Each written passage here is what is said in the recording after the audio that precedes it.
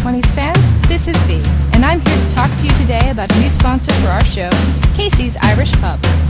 This is an honest-to-God Boston or Chicago-style Irish pub located in downtown Los Angeles. They serve cooked food, 11 kinds of beer, and 49 different Irish whiskeys from 3 different distilleries.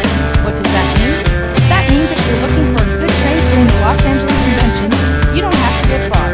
If you're headed to LA for E3, Kamikaze, Anime Expo, the Los Angeles Car Show, or one of the hundreds of events happening near the Staples Center, then a good meal and a glass of Guinness is just a short walk away.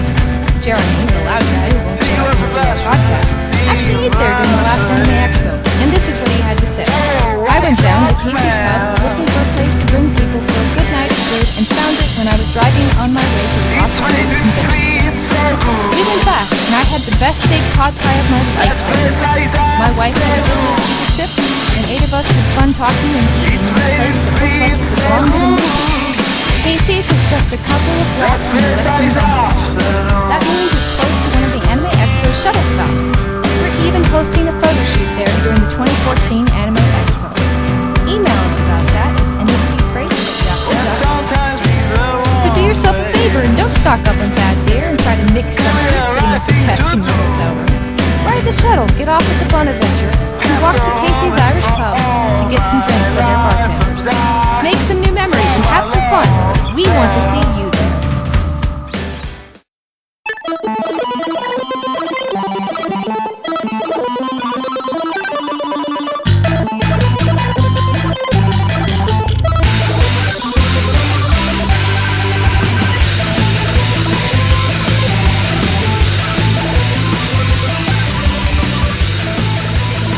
Hello and welcome to another episode of Rolling 20s. We are the show that is the wolf in the china shop full of Sailor Moon crystal. I am Jeremy. I'm Anthony. We're sitting here in our hotel room after the end of Anime Expo 2014. It has been a very long weekend. Yes, it has. Sorry, I was distracted. I know, I'm ugly. Yeah, it has been. It's been both fun and at the same time very work-oriented. Yeah, how do we sum this up without actually stepping on the toes of the conover? We got signatures by production celebrities. Yeah. We got involved in special events and concerts. Yep. We talked to a couple of martial artists and their friend that makes a cartoon out of them. Yes. And one of us got his inner Steve Austin just kind of yanked out of his nose. Yeah, that happened. Yeah. I still don't. I have a lack of words right now because I know I participated in something last night called the Cosplay Wrestling Federation. Mm-hmm. I've enjoyed their panel at ALA. I missed the one at Fanime. I took part in the one at Anime Expo. I know I came out of a door and that's where I lost it. Yeah, man, you turned it literally into Luke Cage. You embodied the body and soul of him when you. I'm honestly glad they did not have any folding chairs nearby because I don't think I could be held responsible for a psychotic break. Yeah, it was quite the adventure, but it was really cool. I know you said you took the video. I'm almost scared to watch it. I don't know what's on it. Yeah. It has been 4 full days of knocking around, and several things about this convention. Anybody that's heard the show knows I am not high on this one. Yeah, we discussed this before when it comes to Anime Expo, at least just, on a person-to-person basis, but, there is something about this convention that we both agree, something's missing as far as, compared to other conventions. The unfortunate thing is what's still intact. The fact that one guy I spoke to said that this was the first time he'd been out here, and he started calling it Anime Expo. Yeah, that's the one thing that I forgot to mention. All the lines that were ones at Fanime last year migrated over to Anime Expo this year, and there was tons of them. Well, some people were arguing with me that the lines hadn't migrated from Fanime so much as returned from Fanime. Yeah, it was. There was a lot of lines, no doubt. Brandon, our tech guy, just looked at me as if I'm an idiot because I didn't realize this before. The funny thing about it is, this morning I went to the panel, the SBJA panel, board of directors meeting that Anime Expo had, and they had a board of directors meeting on site. Yes, this was a panel unlisted. And what did they decide about the rest of us peons? So one of the things they stated about the attendance is around, they capped it at 82K people that actually showed up to the con. Well, they announced they were going to cap it. Did they reach it? Yeah, they reached it pretty low.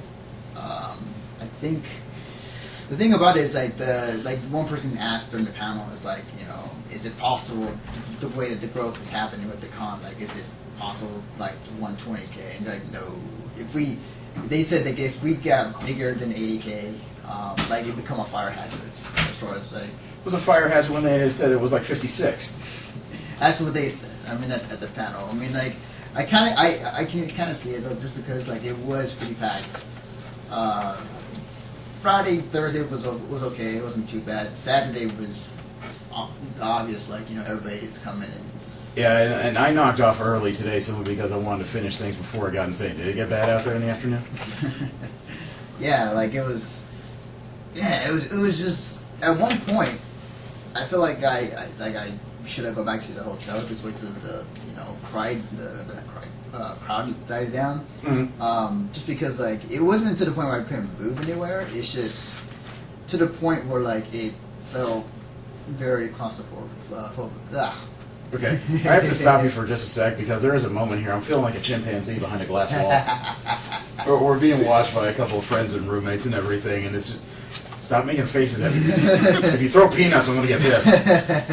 For those listening, we're doing this in a hotel room. Jeremy, to be precise, but that makes it sound so definitive. Yeah, he paid for it. But yeah, it was just. For those who missed it, Anthony turned into Darth Vader. Doing like a fellow here. No, like it's definitely something just to watch out for. I'm not quite sure exactly how future stuff like Anime Expo is going to be, but we'll have to wait and see. It's the early negativity that kind of threw me because on day 2. I came across a couple of guys who were headed for the convention center, and they started remarking on all the lines everywhere. I asked one guy about it. He said this was also his first Anime Expo, and he's pretty confident he's not coming back. Yeah. It depends who you ask. It's a case-by-case basis, because like, it's the same thing with everybody else when they go to conventions. It's from one person's experience, maybe the greatest time of their life, another one could be like the worst time of their life, and it's not a one-size-fits-all when it comes to, you know, general experience at the convention. Yeah. What I will say though is that given that there be, you know, whatever feedback that's loud enough or that garners a lot of attention, this way, you know, how a convention will be run, including Anime Expo. Just look what happened to that one panel that was supposed to happen but was canceled. The Janoskians BS? Yeah, like there was such an uproar before the convention started that, you know, AX took notice and was like, yeah, we probably should get rid of this, even though they approved it somehow. The hilarious part was they didn't say maybe we should get rid of this. The official Anime Expo response is, we didn't invite them. Yeah. Twistery is bringing them. And the official Twistery response is, we're not bringing them. We don't know who invited them. Somewhere in between those lines, like, somebody approved of something, because, like, otherwise, like, if they weren't approved to be in a panel, then how do they bypass? And then again, if they weren't coming to promote this video game, why would they even come to begin with? Yeah, it's just like... So it's all BS of one sort or another. Yeah, it is. But, you know, I mean, aside from that, I mean, I had some good and some bad times, a hard time here. I think... I mean, I'm trying to not spill too much because we still got to talk on the con over. But, Yeah, we got to try and get Ren and Alexander, too. Yeah, definitely. A few things to point out, at least bullet points for me. Lounge 21 was cool. I didn't know Sammy worked there. Yeah. Sammy Speed is kind of big in the California convention circuit. I see her at Fanime and I see her at ALA. I saw her at a couple comic conventions, too. So she's more social than I ever gave her credit for somebody when I met was working at the Maid Cafe.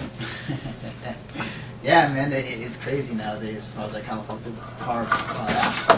people can go. And yeah, like Lounge 21 was cool. Like I really enjoyed being there. It was pretty chill. For people who don't know, Lounge 21 is basically a It's a mini nightclub. yeah, pretty much, and it's as stated, like Lounge 21 is people who can go in there 21 and over. They had the bartenders. You can get like a beer and get like hard liquor, and like you can drink a little bit. There was red couches. There was music playing. It was very chill. Like it was very chill just to kind of go in there and like have a drink or two. Yeah, and I'm not a clubber or a drinker, but I know it's good business when you actually have a line of people and the bartenders are working like they're crazy. Yeah, definitely. Last night. Last night, Yeah. Last night. How am I the one with the memory gaps? But I know where I was last night. Last night it was actually a lot more packed just because it's last day of the con and or last night of the con, and there was a lot of people there drinking and having fun, socializing. At one point there was some dancing. Yeah, guys, you don't have to be absolutely silent. Yeah, you can talk. The one weird thing about the Lounge 21 thing last night, and I was talking to some other people about it too, was that one of the special guests of honor of the convention was holding a panel inside Lounge 21. Apparently, it was like something that AX set up, and it just felt very strange.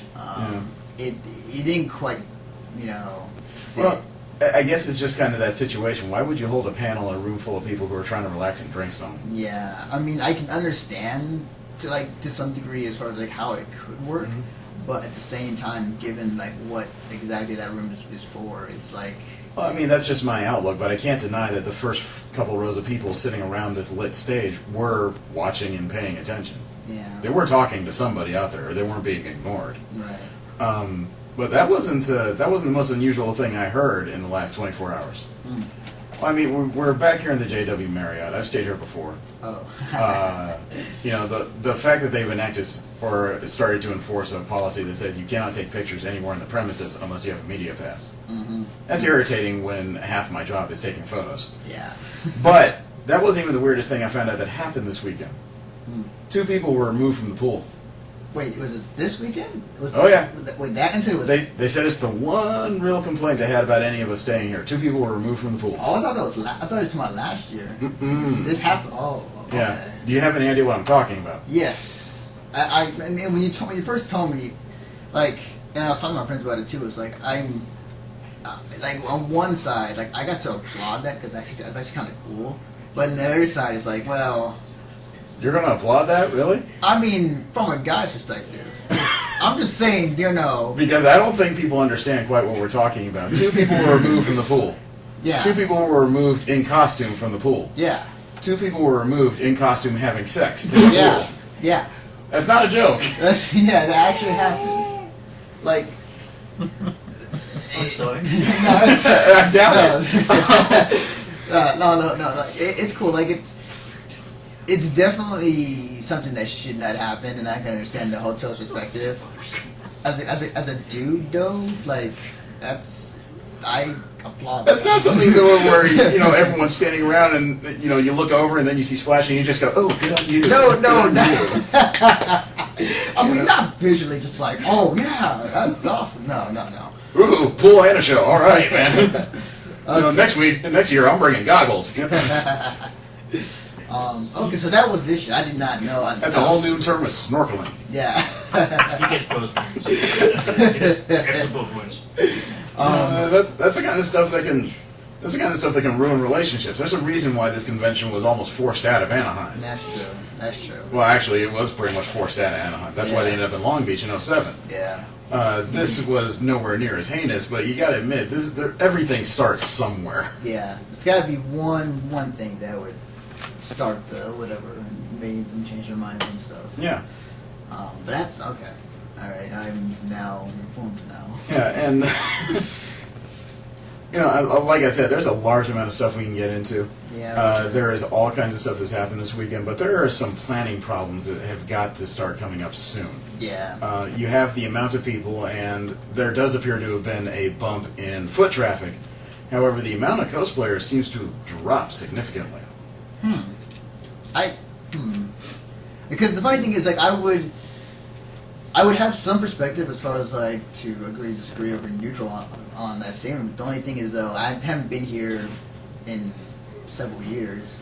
Cosplayers over the last couple of years, and I think, Brandon cannot say yay or nay.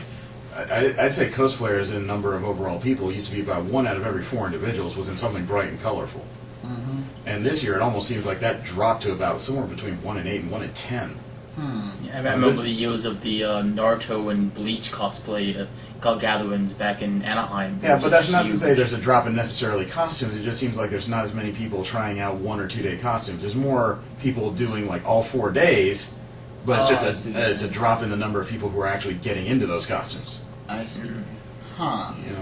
Interesting. So I don't quite know what happened. I don't know if the increased foot traffic, maybe they finally got back some of the casual fans who have regained an interest, or I don't know if there's too many people who just said, well, I got to try this once. Right. I mean, like, it's depending on what the cosplay is, like, it either the costume is easy to move in, or it may be something that's too big or too cumbersome to like even put on and go out throughout your day. Well, there was one lady who agreed to do a photo shoot, and she had laid out a plan of 4 costumes, including Shiro from No Game No Life, and the nudist beach version of Non from Kill la Kill. And she was going to do all this in one day. Right. She left before I could get photos, and she apologized, and that's fine. Life happens. Right. But how many people? There was a surprising amount actually on the Axe Facebook page that said, "Here's my cosplay layout," and there they had day 1, 2, 3, and 4. And I'm more like Alex Halcyon. My layout for Anime Expo is day 1 pizza, day 2 sandwich, day 3 burger. Yeah, definitely. I mean, it's. I mean, thinking about it now, like that, there were more people not in cosplay than I expected. It is interesting. It could be multiple things. It could be the fact that there was more people who were just kind of there to go check out the convention. It could be the fact that maybe like after so many years, cosplayers were like saying like, well, maybe I should wear this costume just for one day on this day because of like the amount of traffic that Anime Expo has during its peak hours. Yeah. I mean, if I had to pick one thing that did surprise me, though, is that the vendors have actually gotten friendlier in the last year. Yeah, that's weird. They actually were more likely to talk to us and actually engage us and get us to buy something instead of just, look, can you move on? Yeah, definitely.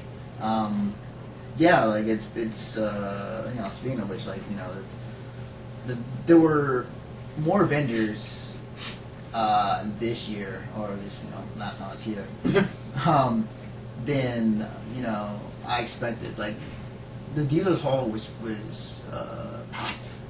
Like there was more. It's funny. Anime Expo is kind of becoming like the E3 of anime conventions. I think that's generous. I meant in a way like. I was about to say E3 doesn't charge us this much for this shit. That's true, but like in the terms of like like Anime Expo had like these big companies coming in, but like even more so than previous years. They had Sega, they had Arxis Games, they had Namco Bandai, they had what else was there? Hulu, League of Legends was here, which was not only had a booth in the exhibit hall, but they also have a repair station in the back of the entertainment hall. They called it the cosplay repair station. Yeah, and it was a place for people to fix their cosplays, but also like relax as well. So yeah. There is a couple of still missing parties. Sony Music has not been here in 6 years. They used to have a pretty big presence of selling CDs. I mean, those are the artists that a lot of these people are looking for. Right. And I don't remember them being here in recent memory at all. Speaking of music, what music guests did they have this year? I don't even remember off the top of my head. Araoi performed once during the Kill la Kill event. I think I saw Angela performing when I was walking by LP1, but don't quote me on that. It's not really a concert, though. That's just part of a panel. There were only 2 concerts that I'm aware of. That's Araoi as part of the Kill la Kill event. Yeah. And then there's the Project Replay, which is like video games light. the funny thing about those two things is that they're both paid events, and they're not free. That's the thing that I argue the most, and a lot of people tell me I'm overanalyzing it. But to do everything inside the building in Anime Expo, it actually cost me $15 more than the price I paid for 4 nights at Comic-Con. Yeah, I think the thing though about see, here's the funny thing about AX, and I talked to him about this too. Is like AX is like the only convention I can think of that can charge for events or quote unquote panels that normally that would be free at other conventions, but they can charge it here and they will sell out because they know they can and it will. Well, this is also the first year they've definitively tried that, simply because they've held special events on items that are already pop culture. They haven't created the event; they're just writing the event. Yeah, but to be fair, the paid events were actually worth this. One of the few times where I would. The look on Brandon's face when you said that, it was kind of this mixture of maybe, but that stinks. No. See, the Kill la Kill event was possibly the best thing I've attended. If you're a fan of Kill la Kill, I've never watched the series, so I can't say that would have been my thing. At the same time, why would I want to pay for all these events when it should be part of the package? I know, I agree. That's how it was in Anaheim. That's how it has been at most conventions. Why would I want to pay for it now? No, I totally agree. It's just that even though these are paid events and Anime Expo gets away with it, some of the events were worth the money. I mean, I'm sort of in his camp on this because I am a fan of the show. I've watched the entirety of it. And the problem is that they kind of interspace the whole thing with a viewing of the first dubbed episode of the series. And everybody who knows me knows I despise dubbings. I really do. Even when they're close, they just don't have the same kind of pathos and emotional investment that you get out of the Japanese voice actors. That's my opinion, anyway. So I don't need to watch an entire episode of something. I very likely, if I've paid this much money, I've probably already watched it. Yeah. To each your own. That's there is opinion and whatnot. Yeah. But I mean, you got to enjoy yourself during the concert. I got to piss myself off during the concert. Yeah. So here's the thing about Anime Expo's seating arrangement, and we'll not to shed light on the whole behind the scenes thing, but basically when they have a section for press, and they have a section where they would place some of these 2 rows adjacent to the stage at a good length. I would say from where we're sitting into the stage is maybe I don't know. I'm gonna screw up some number. I want to say around. It's a good 25 yards. Yeah, I'll just go. They've actually changed it for the panel I went to.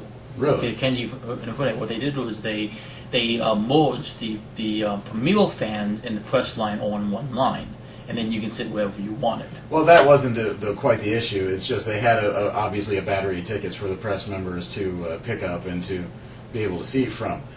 The thing is, though, in the line that we got into, there couldn't have been any more than about 20, maybe 30 people waiting. Yeah. And for that 20, 30 people, what they did was they gave us the back 3 rows of the front section. Yeah. The back 3 rows. Okay, so when everybody's seated, that's fine. I have a 300mm lens. I got some pretty good photos of all the voice actors and the production staff talking. However, when Ari Aoi came, everybody stood up. Yep. I am 5'7" on a good day. Sorry, Jeremy. The average human is 5'9". The average human with their arms up is about 7'2". The average human with their arms up in these light sticks is probably about 7'6". You can see what happened to all of my sight lines. Yeah. Yes, I agree. Yeah, I mean, the thing is... Did they force you to go into that row? They literally told you Even to worse, go. the back of the section has a good 3 to 4 feet of a concrete strip behind it. As soon as you step off this concrete to try and get a better photo, somebody is out there telling you stand in the concrete. Yeah, especially at that event, they were pretty strict about it, and You cannot take pictures from your seat. You can only take pictures from the designated media area, which happens to be this little piece of crap right back here.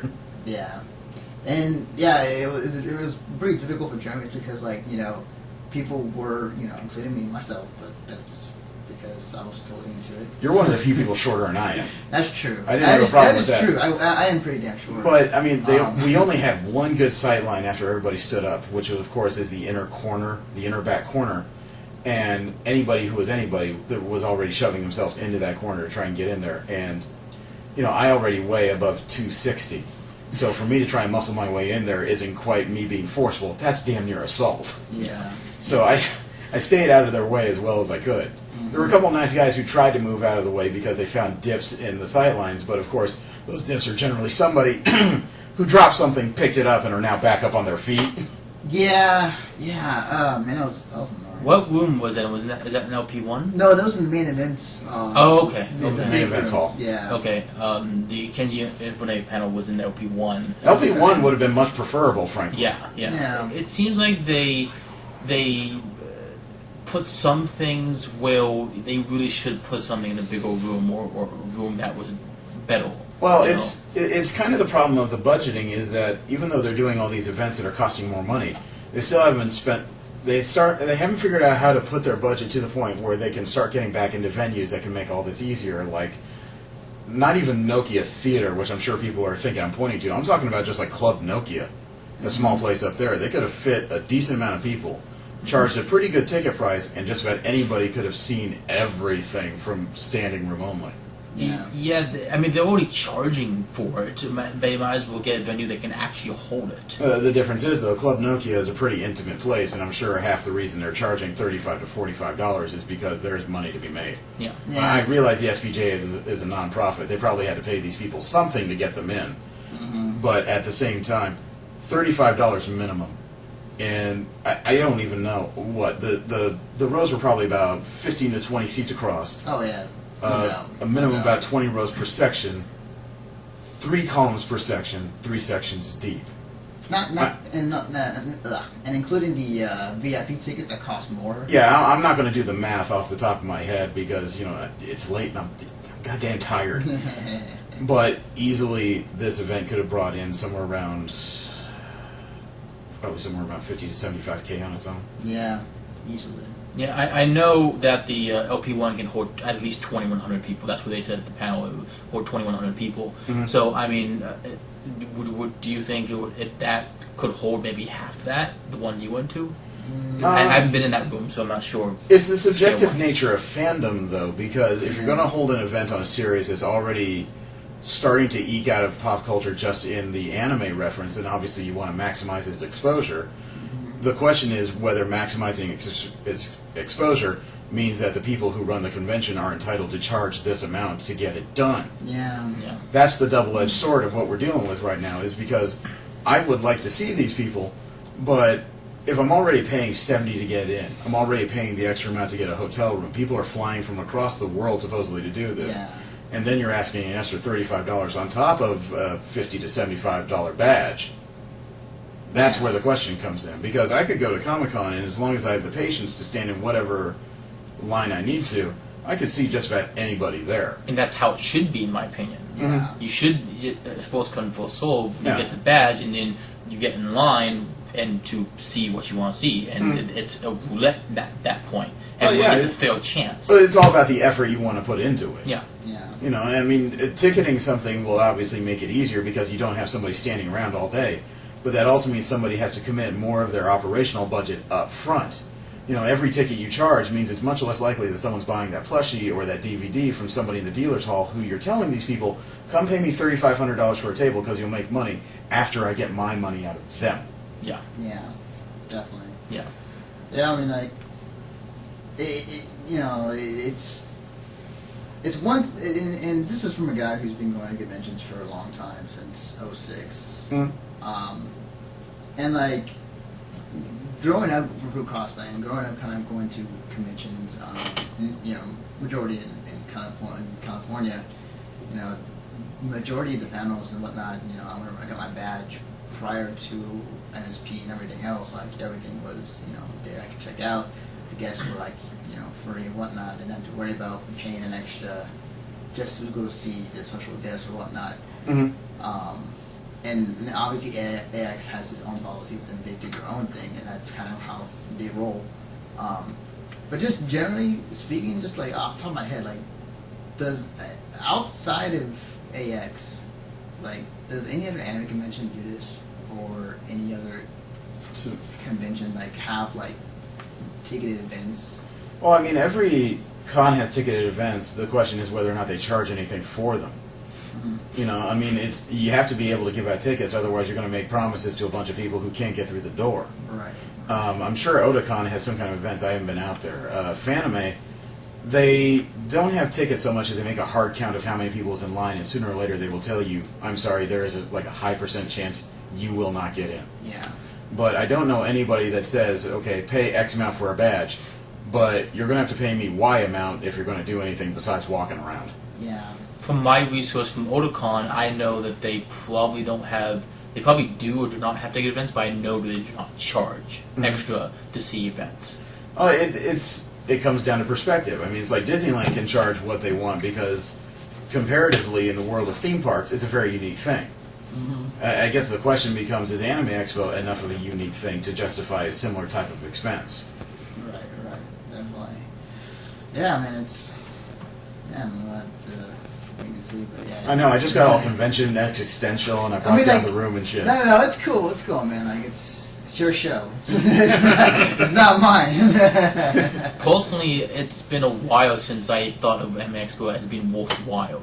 You know, it's been a long time since I've been like, okay, this is the convention I must go to, and that's how it's gotten to the point. You know, between the amount of people there is, the crowding issues, the nickel and diming that the Anime Expo has been doing for the last 2 years, 3 years. Yeah. Coming. I mean, it's gotten to the point where it's starting to really drain everyone. Yeah, and one of my complaints over the last few years is it seems like the Anime Expo is not used, you know, probably about 40% of this building like they ought to have. Now that they're finally using it, I'm starting to figure out why people don't like coming to the LA Convention Center during certain periods, because you have to haul yourself the equivalent of about, a third of a mile to go from one event to the other. And then panels are spread out in such a format that you are making multiple trips back and forth between the two buildings, across the bridge, behind the bridge, across the street in front of the bridge. You know, every single way you can think of that isn't going to get you caught like a piece of meat between sheep that are being chased by wolves. Yeah. On top of the foot traffic that happens every day, especially on the peak hours. Yeah, going from the West Is that Hall. a baby bottle pop? Yes. I thought I saw you eating something, and then I realized you put it back. It is a baby bottle pop, and Baby it's awesome. bottle Let it Indeed be, it is. Jeremy. Let it be. It's sugar. Deal with it. Going from the South Hall to the West Hall and back and forth, every single time you go through those halls, it's always packed with foot traffic. You can barely walk, you kind of get the things, and then you get into the main lobby of the South Hall and into the dealer's room. There's no way to stand there and not be ran into by another person. Literally, there's no foot traffic room to walk without being behind someone. Not unless you have particular access to any given thing. Yeah. Sure. You know, then that was the biggest advantage I had to being pressed, was that there are a few walking lanes available, not everywhere, but in particular parts of the building that only specific people can get behind. Unfortunately, we were some of those people. Yes. Yeah, Yes. definitely. But speaking of Cajun, if your name, like one of the things, and is something that you covered on the show before about the Kickstarter about Mighty Number 9. Like he just recently announced that there's an animated series. Yes, I was at the panel last night, and he announced not only a Mighty Number 9 anime series, that he also, by the way, said, the animators are looking for people to fund it. He's like, Sorry, I bought a ticket to the Kill la Kill event. He's like, so if you have any rich friends, ask them to come talk to us. Wow. And they also announced that they are also put up another kind of Kickstarter kind of thing, where if you backed additional features to the game, they'll give you basically a early access to the game by the end of the year. Okay. And that game's supposed to be released in the middle of next year, right? Yes, 2015. Yes, and he said that he wants to get to everyone who kickstarted either the old Kickstarter or the new one that they just launched by the end of this year. Okay. Yeah, and then there was there have been a few interesting announcements. There has been. You know what's funny is like this Anime Expo, at least for this year, had not only had like a lot of announcements, but like also a lot of premieres as well. Mm-hmm. There was a premiere of Kill la Kill's first episode dubbed. Mm-hmm. There was a premiere of the first episodes of Sword Art Online Season 2, or the Gun Gale story, as well as the first episode of Sailor Moon Crystal that was viewed to fans somewhere around 10 to 20 hours before it came out on Crunchyroll. Yeah. And then there was also the fact that they even started talking about Season 2 of Black Dynamite's animated series. They announced that Season 2 of that show is coming out on Cartoon Network's Adult Swim in October. Yeah, already. I'm excited for that. You have no idea the stories they were telling during that panel. They have this odd ability to be able to tell stories about even beloved or despised public figures in that show, especially within the African American community, and not make it seem insulting. This season, some of the things they're poking fun at are Bill Cosby. And they previewed part of an episode where Al Sharpton convinced the black community after viewing Roots to put white people into slavery.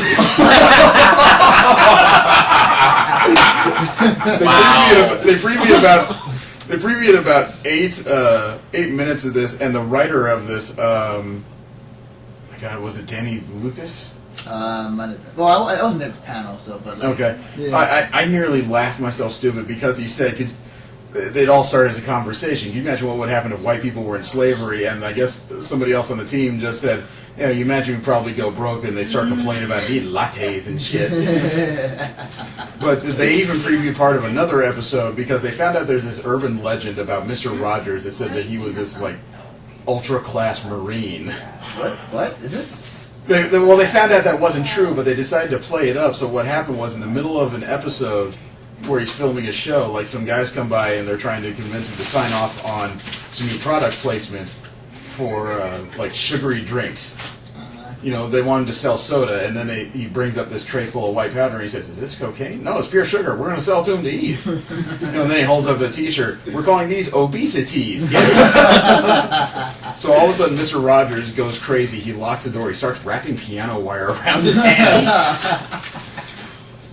And then he goes back to filming, and some of the kids in the studio audience are Black Dynamite's orphans. So he convinces them to hop on a trolley, and he takes them to the land of make-believe, where he's doing a one-man stand against SWAT teams. Was it really a myth about Mr. Rogers being? It is an urban legend of some sort. I hadn't heard of it myself. Now it's true that Mr. Rogers does have a black brother. They found out he does it probably by marriage. He has a black brother, but this was always some kind of urban legend that he's always so quiet and so meek because he's hiding like this PTSD and he's getting ready to freak out at a moment's notice. But one of the best things about it was after like the SWAT team's second failed attempt to try and get to him, Black Dynamite is running, and as he's running towards SWAT members, he gets shot in the chest because Rogers has trained all these kids to use like these gun emplacements and stuff. Right. He picks up the body, and as he's running, this guy's taking multiple shots, just like straight through the chest, straight through the body armor. And the guy says, "I ain't gonna make it, Black Dynamite. Leave me behind." "Okay." And he throws him on top of some mines. Fixing a problem. Yeah. And it was like this, after talking to Michael Jai White face to face, that baritone he uses throughout that movie and that TV show, that is 100% real. Yeah. As soon as he's speaking, you know, there's part of me that just pictures Spawn from like 1997. There's another part that as soon as he starts speaking, I just picture this gigantic afro on his head. Yeah, man, they were really cool dudes. We interviewed them, and yeah, they're real chill dudes. And the revelation about where the costume for Black Dynamite came from, I didn't expect that.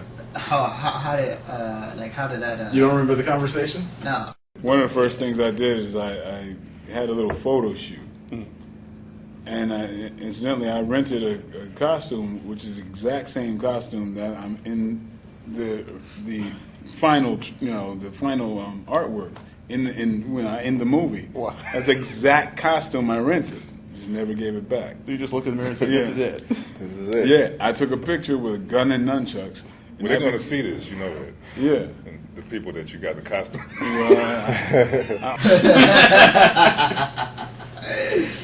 Yeah. Yeah, like there was a lot of premiere events. It just so happened to be this year. Like, Yeah, well, there actually was one piece of information that I didn't I never heard about. The Black Dynamite animated show is actually getting a new opening that was produced and donated by Studio Trigger. that was surprising too. I was like, what? Yeah. That is.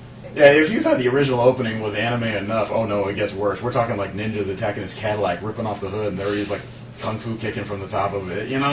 It's just as unbelievable as ever. Yeah, and he told exactly, how, like in an interview, he told how exactly that happened, like how Studio Trigger were interested in doing an intro for them. Yeah. I can't remember the entire specifics, but it just somehow the sum up version is basically. Well, it just so happens that Ars Nova, the production company that also produced the film that's doing the animated series, they are working with. Well, they are part owners or working with that studio in they have some type of strategic relationship or partnership with the studio. So John Steingard had brought it to my attention that they might be really excited about doing the intro. So of course it's a no-brainer. Like, it was scrap the shit we had and do something, with Studio Trigger. So, that's how it came about. I could just see a bunch of Japanese people saying, "We've never used this much brown before, man." Hilarious. Right. They ran out of all their black and brown colors. Yeah, a fortunate partnership is basically how it worked out. Yeah, definitely. I mean, there's plenty of stuff to see. It's just we've got to talk to Alexander and Ren and find out what they went through, because that's true. That's the difficult question: is that does it justify the dollar price? And that is such a subjective thing. It's like I went through the process to get signatures on something. I'm not a signatures person. Mm-hmm. I did it because there's experiences I need to be able to talk about to make a complete report. Mm-hmm. I did several things that are outside my wheelhouse. Mm-hmm. Definitely. You're totally right. It is subjective. I mean, obviously, fans or attendees can be like, hey, the cheaper the prices, the better experiences. Yeah. When it comes to buying badges, it's and no matter how much it costs, I'm buying a case of ramen noodles. I know, right? It is like asking somebody if they can afford it or not, or whatever their status is in life, like they have enough money just in general. But like I don't know, like I am curious because I've not heard anything out of Rin and Alex about. I passed him a couple times. I passed Alex a couple times too. I'm just saying, like, I haven't really sat down and talked to him, like, what he thought about, this and that and all that stuff. It should be interesting. Mm-hmm. Like me and Jeremy and Brandon have like one side of our experience of Anime Expo through the press. But well, even then, it's not exactly the same, because what I find may not be worth the money you may find is completely worth it. Yeah, definitely. I have my own interests, and Kill la Kill fits right in, though, simply because the first half of the series is definitively a farce on half the series I watched growing up. Yeah. I mean, the only thing missing from it is a giant robot of some sort. Yeah. Yeah, definitely. It should be pretty interesting. But Are you braiding your Twizzlers? Shut up, Miss Baby Bottle. You have room to talk.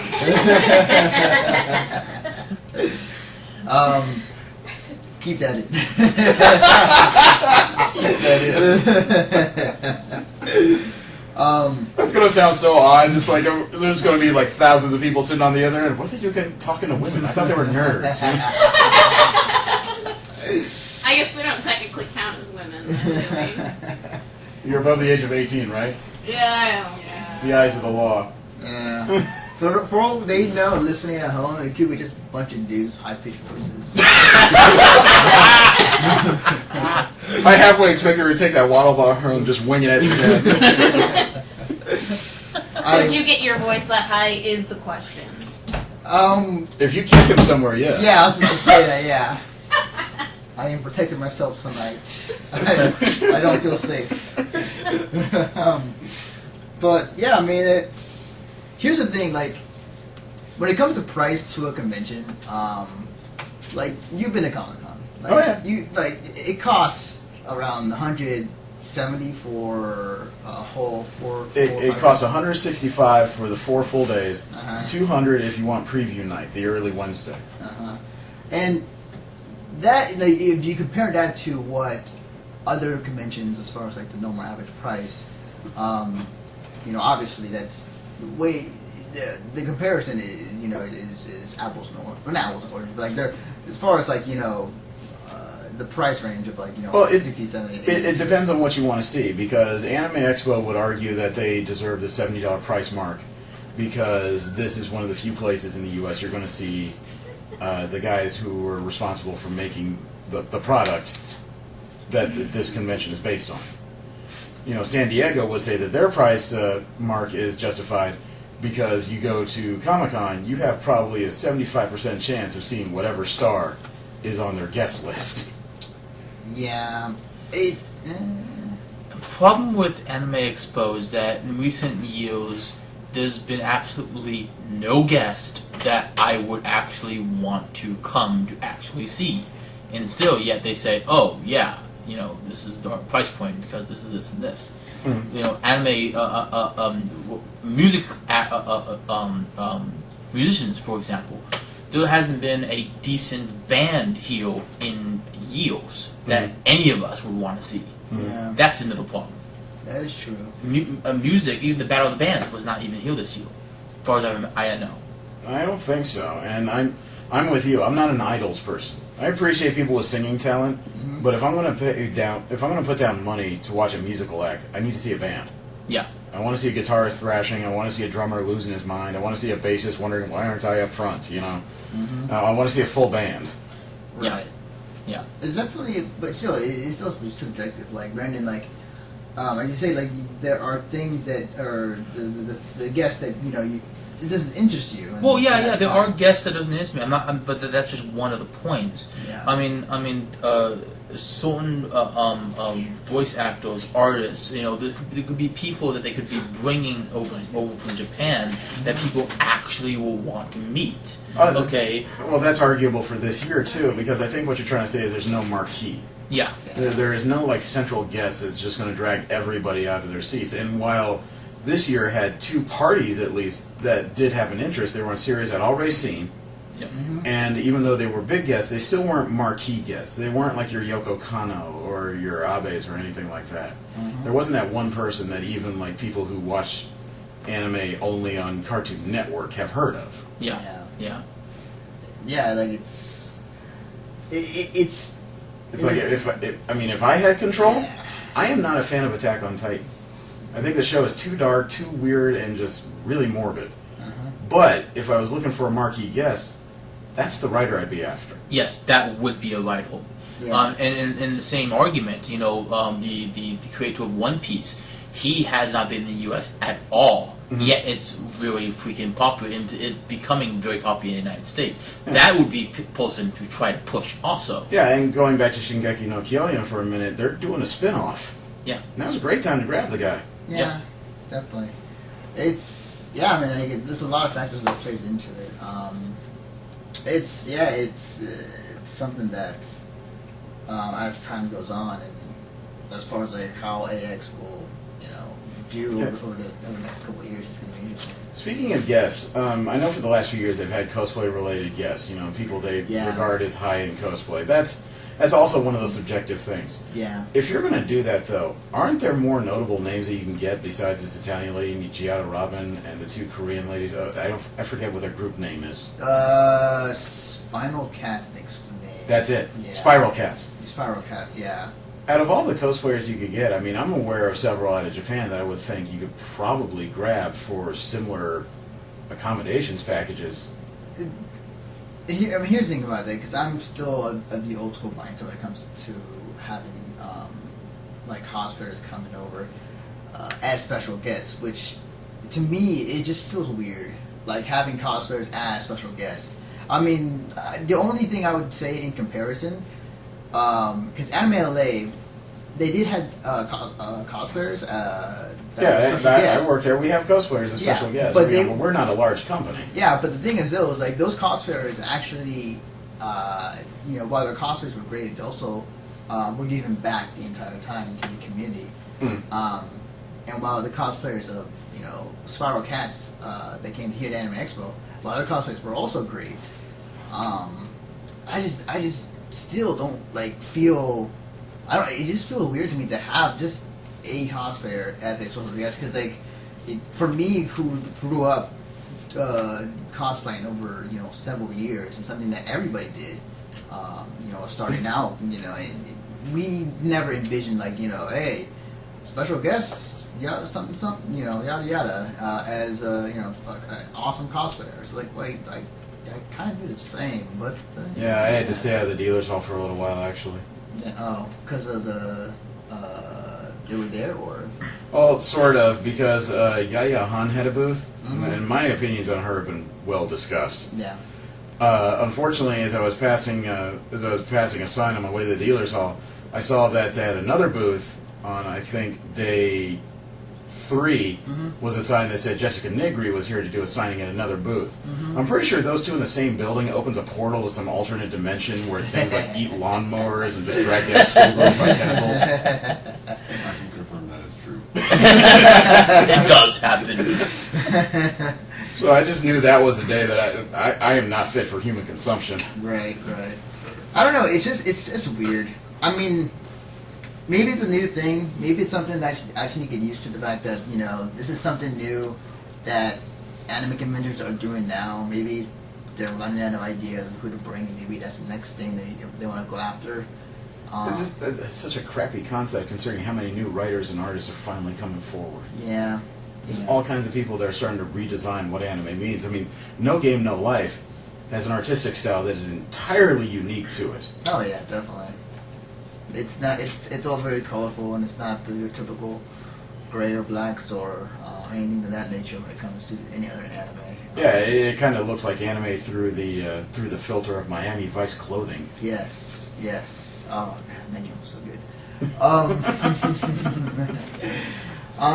But yeah, it's definitely something to look into in the future. But man, this is why there's a science to conventions. It sounds stupid.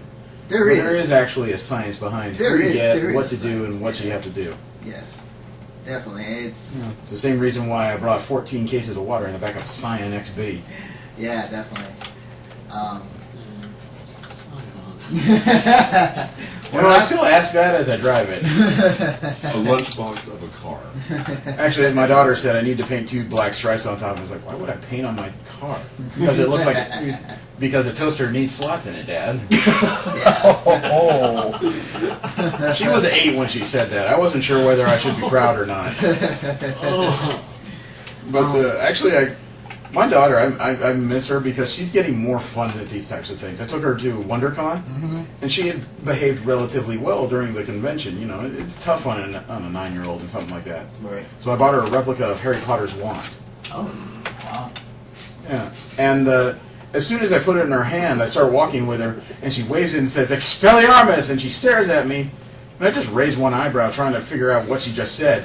And then she holds it up, looks over in her hand, and says, "Huh, I guess it only works if you're British."